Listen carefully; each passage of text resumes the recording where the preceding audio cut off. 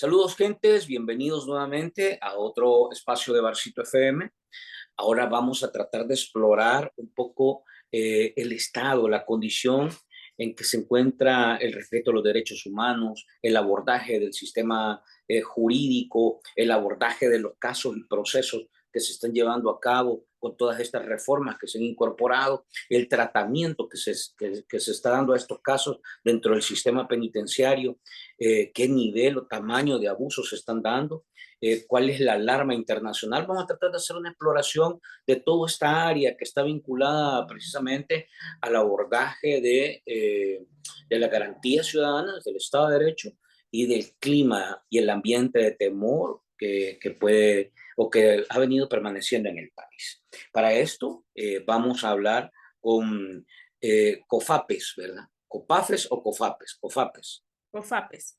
COFAPES. Vamos a hablar con Ivania, quien es vocera y representante muy activa de este comité, que ha sido básicamente una de las voces importantes en este debate que ha venido evolucionando. Buenas noches, Ivania, gusto de saludarte y gracias por hacer espacio. Buenas noches, Franklin. Un saludo para aquellos que nos van a ver, a escuchar, a informarse de cómo está la situación del país en términos en lo que nos hemos caracterizado como COFAPES, que ha sido el tema de la persecución política, de la falta de institucionalidad en el país, del rompimiento de un Estado de Derecho. COFAPES ha venido haciendo una lucha por un debido proceso en los casos políticos. Hemos traído a cuenta en el país un término que poco se escuchaba, presas y presos políticos, cuando a una persona se le fabrica un caso y hablamos en diferentes sentidos. Entonces vamos a hacer un abordaje, como tú ya lo mencionabas, porque esto ha venido también evolucionando el tema de COFAPES. Inicia con, obviamente, con un sector, un partido político en específico, exfuncionarios, que comenzó a trascender a exiliados políticos, a medios de comunicación, a periodistas exiliados, a líderes comunales, a sindicalistas, y hoy por hoy incluso a gente de confianza del mismo gobierno, ¿verdad?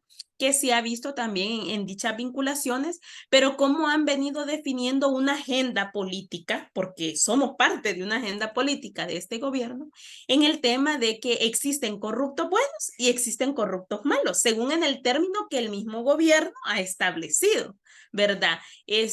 Bajo ese abordaje hemos venido avanzando como COFAPES, vea, una parte a nivel nacional y otra a nivel internacional. Así que estamos listos para responder a esas preguntas. Comité de familiares. Inicia este proceso hace más o menos que, ahí nos cuentas un poco este relato, más o menos creo que 3 años, porque básicamente la iniciativa, el origen era defender, es un comité de familiares que empezaron, de políticos que empezaron a ser capturados de manera irregular, por decirlo así, en aquel momento. Quiero que me cuentes un poco cómo se conforma y después, Ivania, que nos hagas una lectura, qué tanto ha evolucionado a partir del esfuerzo que se ha venido haciendo, de que la gente, francamente, ha venido entendiendo con mayor claridad que la situación es anormal y gradualmente ha venido siendo cada vez más alarmante lo que hemos visto. ¿Cómo nace y en qué condición crees tú que estamos actualmente en este campo del que estamos hablando? Bueno, pues prácticamente nacemos del hecho de capturas de ciertas personas y los familiares se comienzan a organizar. Estábamos en un momento crucial en el país que obviamente bajo los términos de la democracia, que fue lo que llevó al poder al presidente Bukele, obviamente respetando la voluntad en ese momento del pueblo. Obviamente llega a la presidencia, posteriormente la mayoría a la Asamblea Legislativa, pero eso no ameritaba cometer ilegalidades, inconstitucionalidades por tener la mayoría. Comenzaron precisamente las arbitrariedades en un primer momento en contra de la Constitución de la República, sin obviamente fiscal general independiente, sin Corte Suprema de Justicia independiente, con una ley de jueces que vino a ser una supuesta limpia, pero a imponer los jueces de ellos a conveniencia de ellos, Entonces, vemos en la necesidad de hacer una lucha. Nadie está en contra de que si existiese algún tipo de indicio se le abra un proceso. Pero lo que estamos en contra es que no se respeta el debido proceso, que no se respeta los derechos humanos, que no se respeta las garantías constitucionales. Ahora bien, ¿por qué presas y presos políticos? Porque resulta que al investigar y al estar a la profundidad de los casos, consideramos y comenzamos a ver que aquí no hay un delito. Aquí hay un show mediático de una agenda para mantener un discurso populista. Obviamente estamos o nacimos en una situación que poca credibilidad manteníamos porque recién era la instalación de este gobierno y la gente tenía expectativas y esperanzas. Ahora bien, con el paso del tiempo, COFAPES ha venido ganando esa credibilidad y poniendo en tela de juicio las palabras de este gobierno, porque en la misma lógica se han venido realizando situaciones graves que la población lo ha comenzado a sentir.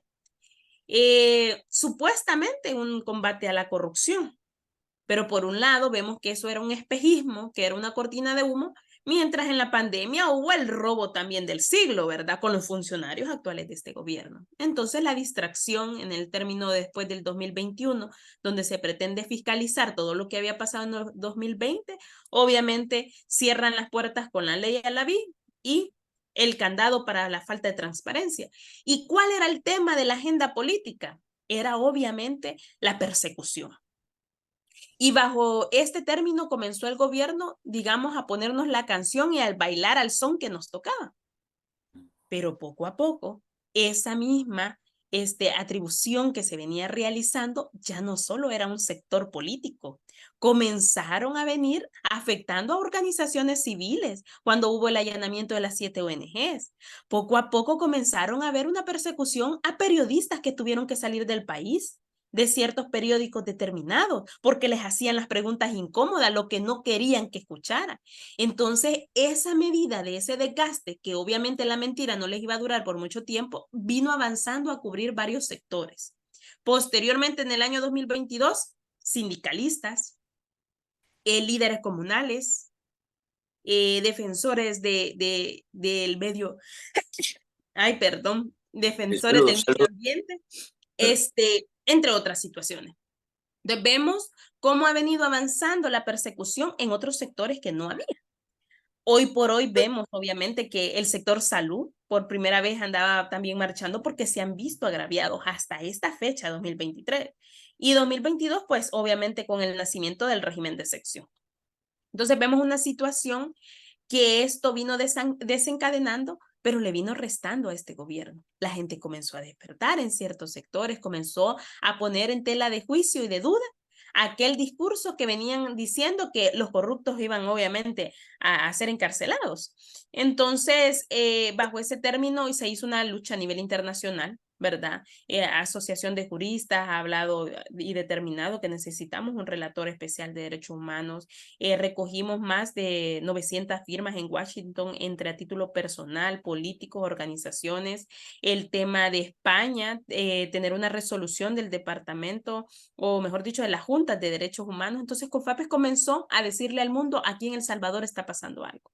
Obviamente estábamos compitiendo con un monstruo estatal con grandes recursos económicos.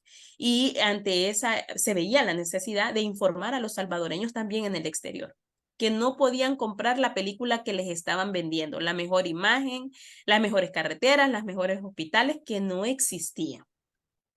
Y obviamente la mentira del tema de persecución política. Ahora con el tema de combate a las pandillas, posteriormente dijo, bueno, ahí viene la guerra contra también la corrupción, ¿verdad?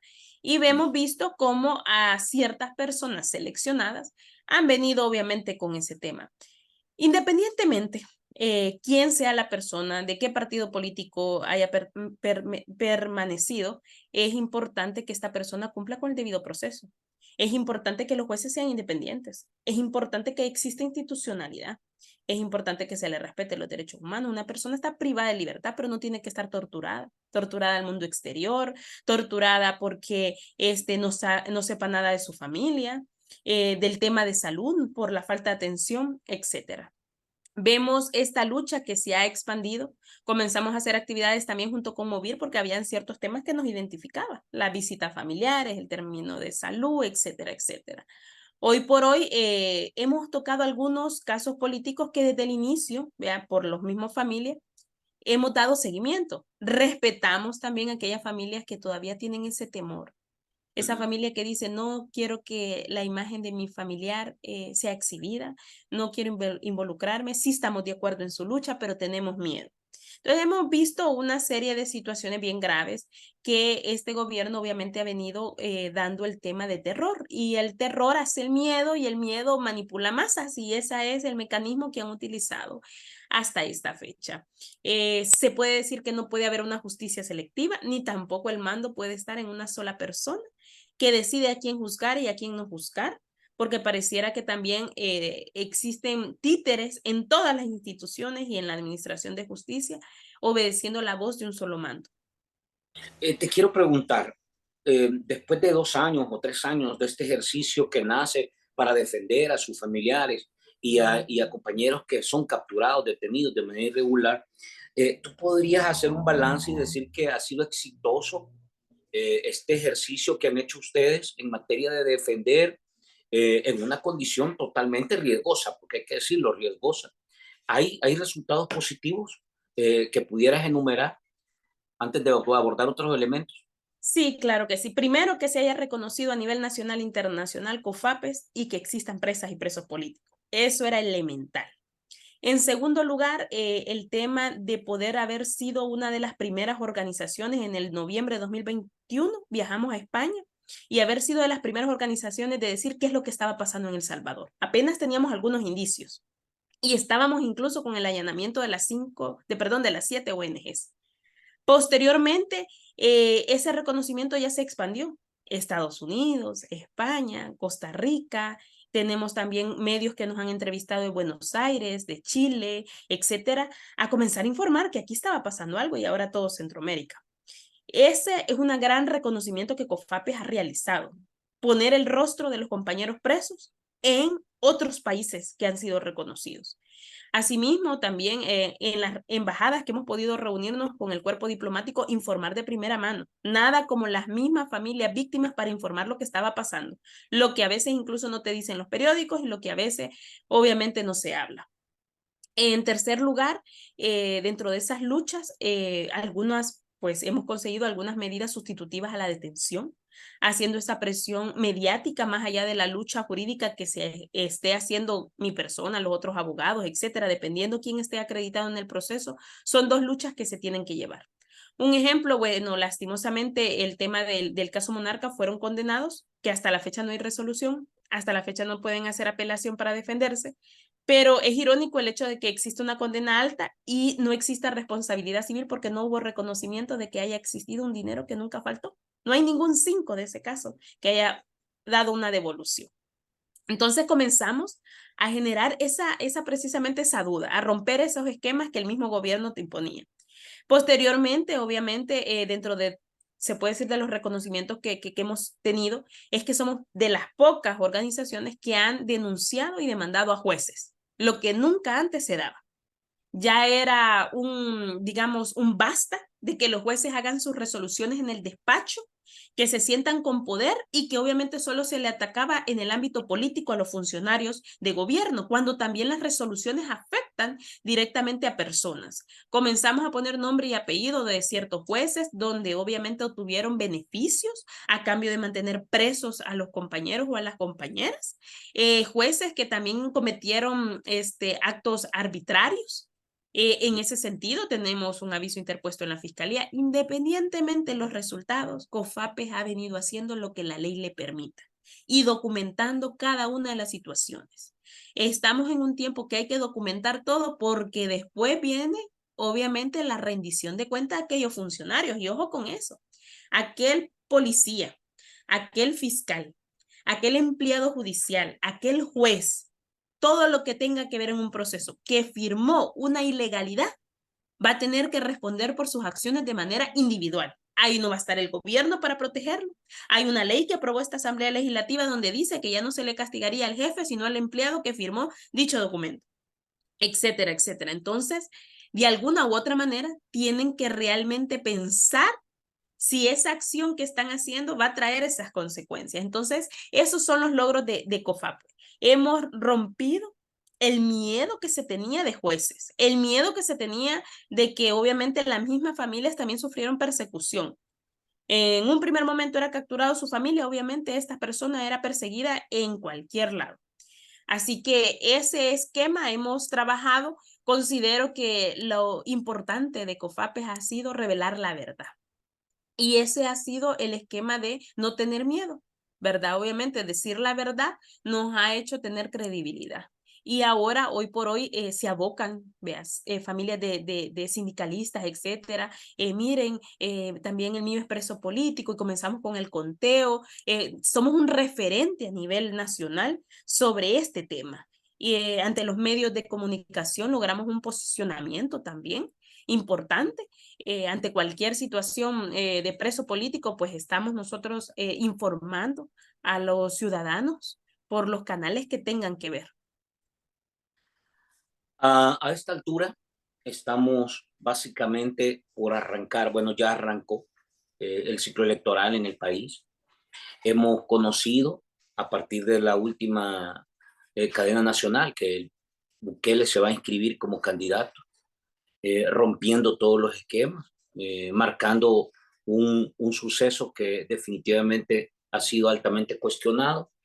Pero esto está ligado con este tema que tú has venido abordando, porque francamente esta agenda de responsabilizar a los gobiernos anteriores y culpar a los gobiernos anteriores de una serie de situaciones que no se han logrado resolver y atender en el país, prácticamente se convierte en uno de los ejes de este gobierno.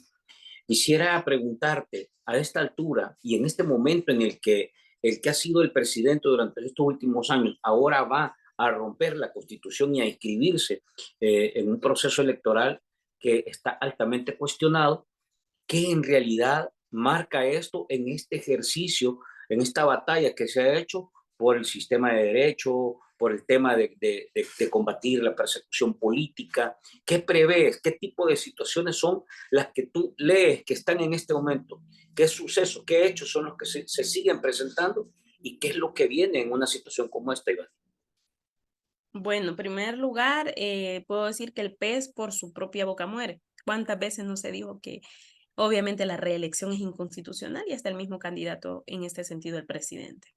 En segundo lugar, vemos una situación que se puede, digamos, venir, una campaña política peligrosa, porque entra el tema de intimidación con el régimen de sección, aquel concejal de aquel distrito, de aquel cantón que represente, de aquel ciudad, etcétera.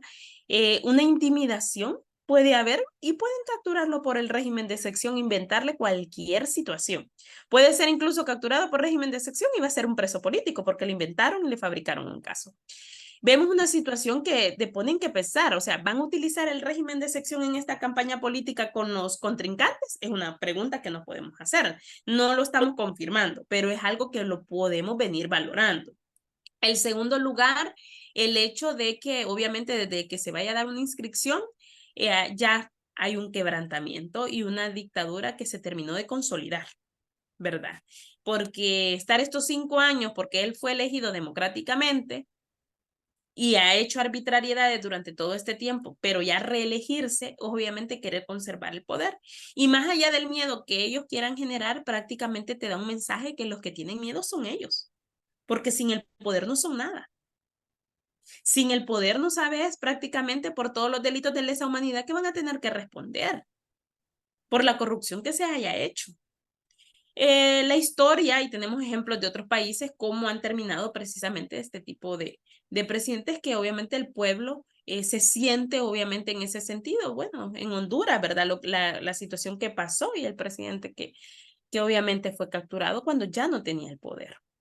Vemos un repudio, por ejemplo, en Guatemala, como la población de aquellos funcionarios corruptos obviamente los desprecian y son insultados en plena calle. Entonces tenemos ejemplos tan cerca de Centroamérica que eso te amerita que puede suceder en este país. Ahora bien, el alto costo a la vida, la extrema pobreza que se va incrementando, la falta de cumplimiento de promesas que no se realizaron, etcétera, etcétera, va a venir de algún momento a desencadenar. Esto es una bomba de tiempo, que por más que les quiera ahora poner, por eso te repito, ya no es el son que ellos toquen y se baile. Ahora realmente hay ciertas problemáticas, ciertas situaciones que ameritan ponerlas ante la opinión pública, ante la situación que esté pasando, y ellos van a apagar el fuego, prácticamente. Entonces, esto no es sostenible.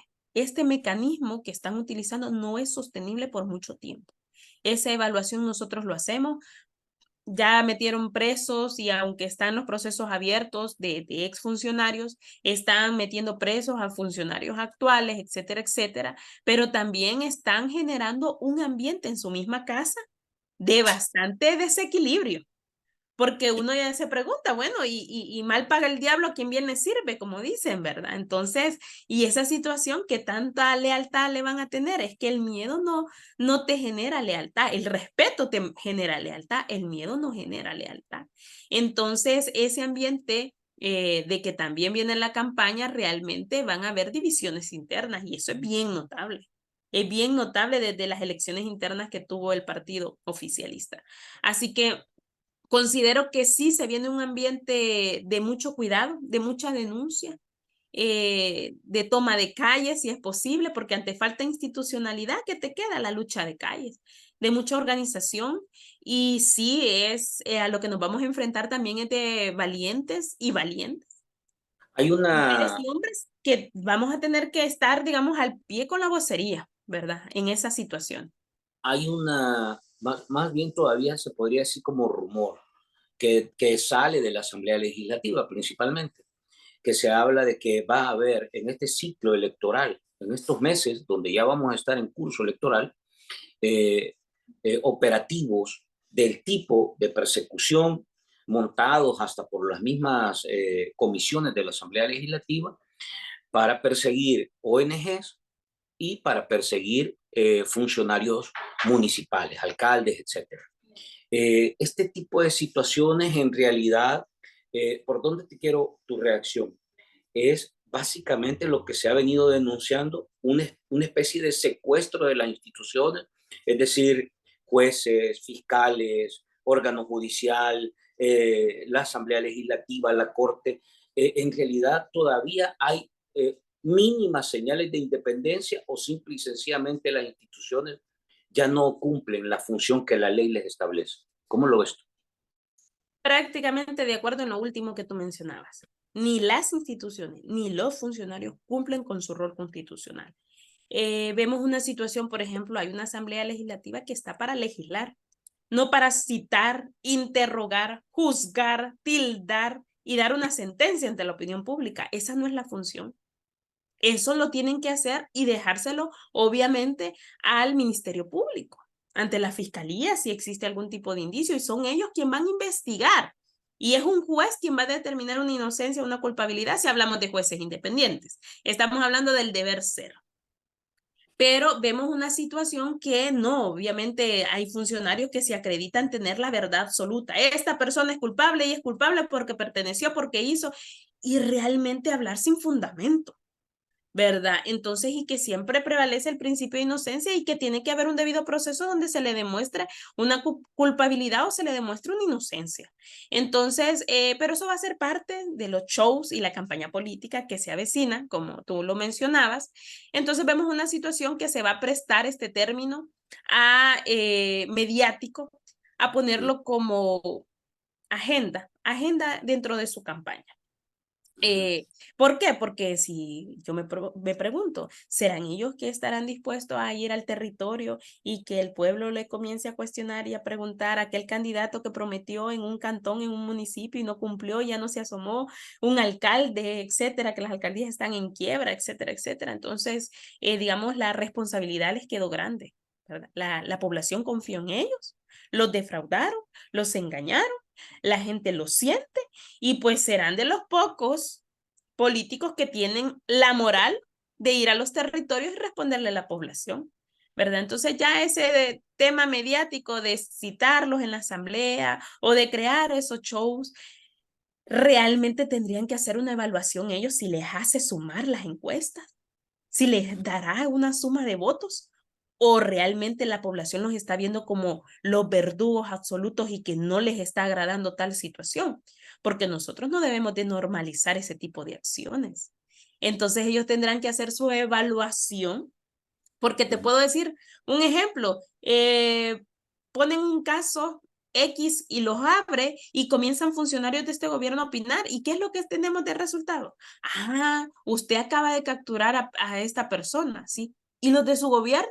¿Y aquella persona que tiene toda su familia metida en puestos de gobierno? Entonces la gente comienza a darle una respuesta con obviamente la situación, es decir, el león juzgando por su condición. Pongo a estos como que a la palestra del público, pero a los míos no. La gente se los comienza a reclamar. Entonces, el tirar una situación así hace obviamente no una ventaja para ellos, se les está revirtiendo la situación y ellos tendrían que hacer su análisis en ese sentido. ¿Tú consideras que eh, esta situación de inseguridad jurídica, de inseguridad legal, de inseguridad de condición personal, donde se ha dicho que el policía es un juez, donde hemos visto soldados señalados de violación de menores, donde hemos visto policías que han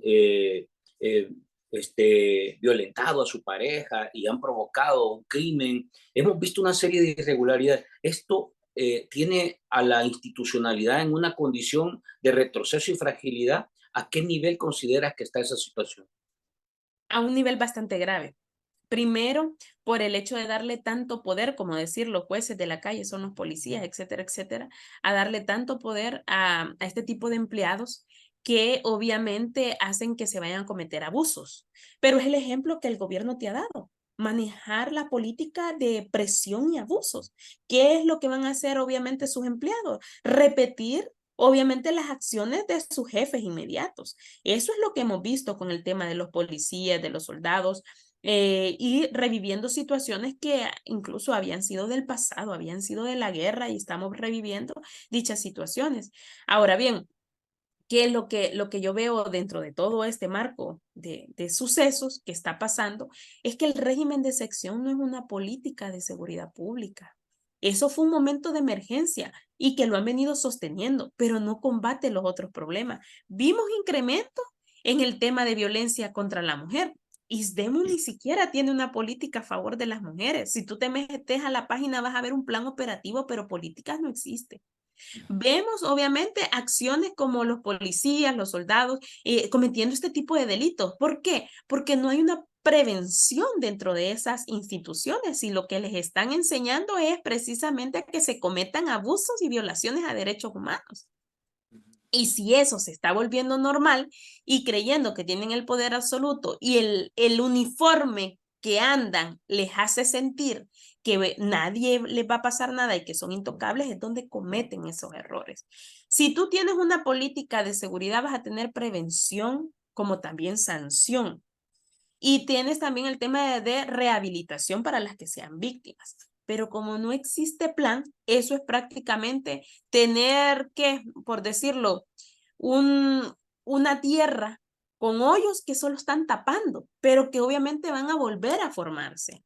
Ese es un sentido que te puedo decir que no existe política integral y la política integral va acompañada con las organizaciones o los sectores con el que querés formar una política, no solo los funcionarios, porque ellos te llevan el insumo de la necesidad que existe y como no En, escuchan a la población. en ese caso, te quiero preguntar por cosas muy puntuales.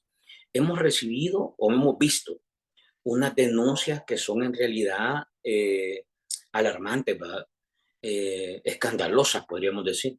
Centros penales, donde se habla de torturas, de crímenes? Es una situación en realidad extrema, donde no tienen derecho a nada. La gente se muere por falta de medicamentos. Bueno, el último caso de Alejandro Mason, del mismo Ernesto Mason, que son señales hasta tal punto de que reciben órdenes judiciales y simple y sencillamente las desobedecen. Entonces, este caso del sistema penitenciario ¿cómo lo han catalogado ustedes, que han estado cerca de estos temas? Pues obviamente, primero por violaciones de derechos humanos, segundo por cometimientos de delito, desde el custodio empleado hasta altos mandos. Tercero, el hecho de que obviamente por eso no se permite la visita familiar y la visita profesional, porque aquí yo les recalco el lema de ellos, el que nada debe, nada teme, pero como obviamente lo ocultan porque tienen temor de lo que se vaya a revelar. De situaciones de tortura que prefieren callar a ciertos funcionarios por tener información. Situaciones de tortura por no darle asistencia médica, porque esas son las órdenes. Si no hay medicamentos en hospitales ni el seguro, ¿qué va a haber medicamentos en una clínica de un centro penal? Es obviamente que no están siendo asistidos. Nosotros incluso, ¿verdad? Hemos hecho múltiples actividades en la Dirección General de Centros Penales con el tema de visitas. Hemos pedido al Instituto de Medicina Legal el tema de los fallecidos, que nos dijeran nombre, apellido, lugar donde murió, etcétera, información que no se nos quiso dar. La fiscalía manifestó tener unos casos y fueron archivados. Entonces, ves una situación que realmente las acciones se están haciendo, pero que las respuestas no están. Y Y, la, eso la población lo hace sentir. y la Procuraduría de Derechos Humanos, la Procuraduría General de la República, ahora se trajo a un comisionado colombiano. ¿Cuál es la evaluación que hace de este tipo de instituciones que francamente están desaparecidas? Pues incluso te puedo decir que declaraciones bastantes contradictorias. Por un lado está el ministro de Seguridad que dice que liberaron a 7,000 personas por ser inocentes y por otro lado la procuradora diciendo que existen los 77,000 culpables y pandilleros. Entonces, no haciendo el margen ella de haber detenciones arbitrarias, todavía incluso Movir hizo una actividad donde se le dio documentación precisamente para que vieran los casos de estas personas. Vemos una procuradora que anda precisamente viendo cuestiones, se puede decir, fachadas y no profundiza los problemas reales. Ella tendría una gran tarea y una gran labor que no está cumpliendo con su rol constitucional como procuradora. Es decir, una mujer totalmente invisible como funcionaria, como debería de responderle al pueblo, porque obviamente por eso también todos los funcionarios dependen de los impuestos de todos los salvadoreños, que los cuales nos permiten exigirle que se cumpla el trabajo de ellos. Tenemos un comisionado que es obviamente extranjero, desconoce la realidad del país y se puede decir que incluso a mí me indigna el hecho que diga yo no sé que haya torturas, yo no tengo informes de esto, es prácticamente un funcionario que dice, todo quiero que me llegue a mi escritorio para revisarlo. Si es funcionario, él tendría que estar activo reuniéndose con todas las instituciones que le permiten tener los insumos de cuáles torturas se están haciendo referencia. Ivania, Son funcionarios de adorno. para cerrar, Ivania, el ambiente en una coyuntura preelectoral donde un candidato va a romper la Constitución, donde seguimos en régimen de excepción con este tipo de instituciones. Eh, el tema de temor está bien pegado en la gente y tú crees que esto va a influir o incidir, va a ser determinante en este ejercicio que viene electoralmente hablando, porque es determinante lo que va a pasar en el país. Yo creo que aquí deberían de jugar un papel ante no tener ninguna esperanza en el país, ante no tener ninguna institución que te genere confianza y que vaya a hacer bien el trabajo. Es determinante la lucha de movimientos sociales, pero también el tema de comunidad internacional. Hay denuncias en la Comisión Interamericana de Derechos Humanos, se manifestó que iba a venir una delegación, se recalca que venga esa delegación, pero no acompañada con los funcionarios del gobierno que le van a mostrar nada más lo que ellos quieren que vea, y detrás del telón está toda la realidad, sino acompañada de las organizaciones defensoras de derechos humanos que existen aquí. Unas recomendaciones del Comité de Tortura que les dieron un año a El Salvador y vencen a finales de este año y que tienen que dar respuesta a esa situación. Entonces, el trámite internacional inició, ya lleva su tiempo, sabemos que los trámites internacionales son lentos, pero tienen que avanzar y tienen que comenzar a dar resultados. El cuerpo diplomático, los países vecinos, tener un realce. El país no se sostiene por sí solo, se sostiene por mucha ayuda internacional, que hace que obviamente tenga la obligación de reunirse con ciertos países que aportan a proyectos sociales y eso. El papel de la comunidad internacional y de funcionarios en el exterior es trascendental. y poner se puede hacer una reunión y las cartas sobre la mesa, qué es lo que está pasando en El Salvador. Obviamente no estaríamos dando recursos si esto es lo que se está oprimiendo al pueblo, si no se le está beneficiando, sino que se le está afectando. Este Pero, es un auxilio de los salvadoreños, obviamente en hermandad de lo que está pasando. pero la gente la percibe con miedo, con temor, que va a actuar tomando como base el miedo, que no vamos a tener en realidad una población que decida y que tome las mejores decisiones, sino que va a estar sometida y eso lo puede obligar a tomar decisiones que le van a perjudicar al país en el futuro. Yo tengo un lema, siempre he dicho que tienen miedo porque no tenemos miedo. Ujú. Y realmente hay un momento, todo ser humano puede tener miedo, pero yo he conocido, por ejemplo, gente víctima del régimen de excepción y inocente. Vea, unas madres que dicen, si ya tienen capturado a mis hijos, ¿qué tengo que perder? Y ahí los vas a ver en las calles. Va a llegar a un punto que el miedo, así como ha venido quitándose en muchas personas, va a romper esquemas que eso va a generar una organización más fuerte. ¿Crees que Y eso se puede realmente convertir, Tania? ¿Crees que se puede convertir el miedo al final en voto de castigo? claro que sí puede haber voto de castigo, puede haber el hecho de generar, por ejemplo, una manifestación de no a la reelección, puede haber situaciones como, obviamente, de votar en contra. Van a haber mil y unas situaciones que no te puedo decir en general, porque se escucha en los sectores, uno que anda cerca de la gente, cerca del pueblo, diferentes opiniones. Pero algo que sí tiene como común denominador es no querer apoyar ya esta política, este presidente, estos funcionarios. Lo preocupante aquí es el voto en el exterior, que se presta a un fraude, que obviamente la gente está engañada. Los que estamos aquí en El Salvador, pues obviamente la situación es más fuerte que les ha permitido abrir los ojos. Ujú. Eh, Ivania, Así que vamos a esperar qué es lo que va a suceder y trascender también y como ilegalidades o persecución va a estar COFAPES alzando la voz. te agradezco el tiempo. En realidad hemos tenido una charla muy interesante.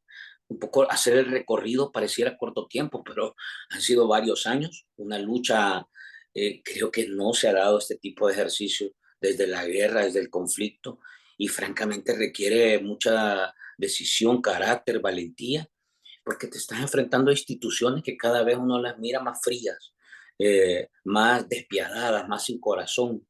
Ya hablar de fallecidos pareciera una cosa normal en algunos funcionarios y es una situación que en realidad se vuelve un poco preocupante para el futuro del país. Te agradezco y te pido que más adelante, pues, sobre todo en este ciclo más político, tengamos posibilidad de seguir conversando. Ok, muchas gracias y bueno, esperamos estar en otra oportunidad. Un saludo a todos los que nos vieron y nos escucharon. A ustedes, gentes, gracias por estar con nosotros y como siempre, vamos a compartir piezas de esta plática y les dejo a ustedes para que compartan, comenten y reaccionen. Abrazos y nos vemos en la próxima.